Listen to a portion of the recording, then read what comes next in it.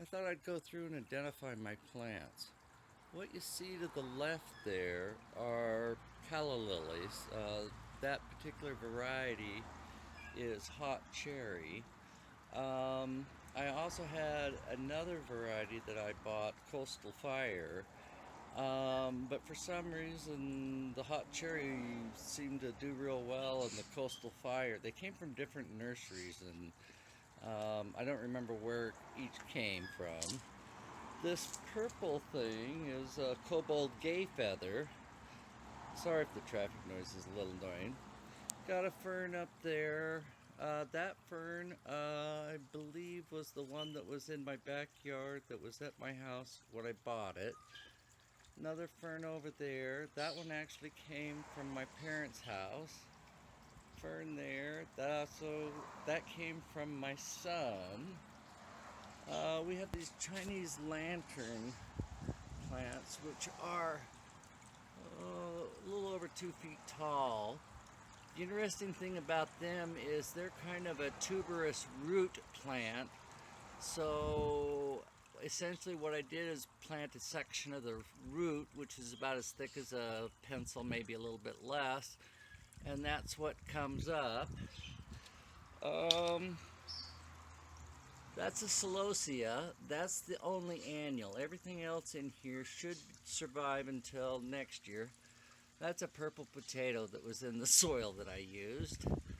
Another celosia. That's a Kong mosaic coleus. And in my pond, of course, you can see the lettuce on the left and the hyacinth sort of on the top. There are 3 lily bulbs down there. Um, as you can see, there's some water lilies coming up. They're actually in a small package that they came in at the bottom of the pond, which is about 2 feet deep. There's 3 of them in there. There's a Nymphia alba, which of course would be white, and there's a James Byron, which is kind of a pinkish red, and there's a Sue, which is kind of a yellow green with orange in the center, and it flares out.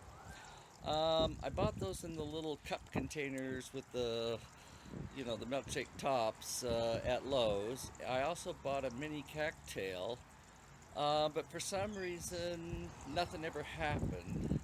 These are probably about 90 days old, and I finally gave up on the mini cattail and opened up the husk that was inside and literally found nothing. So, anyway, those are my plants.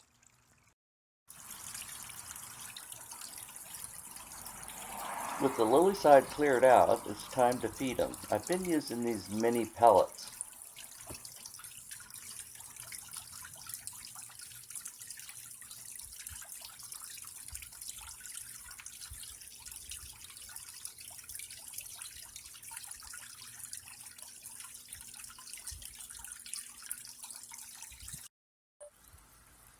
Hey, this is Harpo.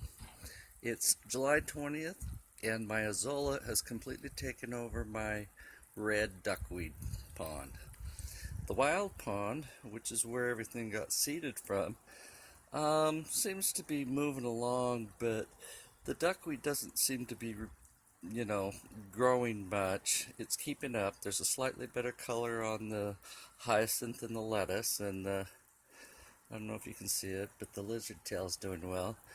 But the Azolla has gotten crazy. It's gotten so tight on the top that it's pushing it against itself.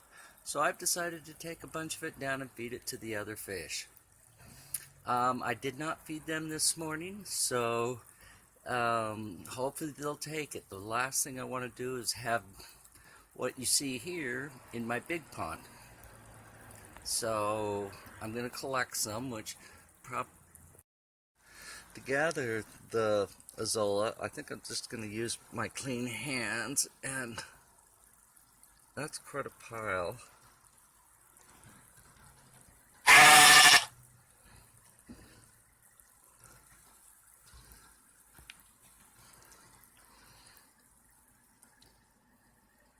Well, That's about a bowlful.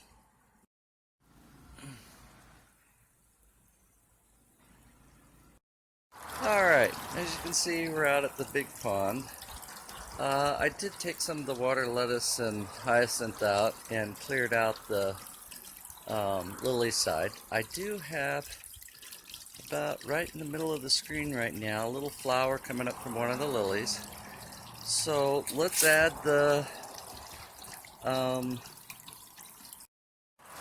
alright, I've added the Azolla, and although you can't see it, the fish immediately are up and chewing on it, so I don't think I'm going to have an overpopulation problem with the Azolla down here, and I trust they're having a good little bite to eat. Let's see if we can get it close enough you can see what they're doing.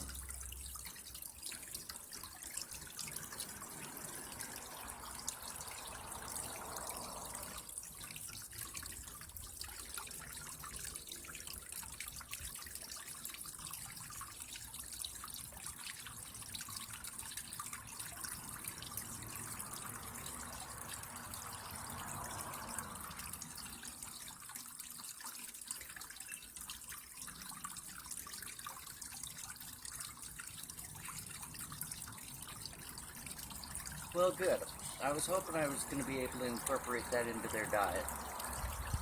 It's pretty much brought everybody over here, so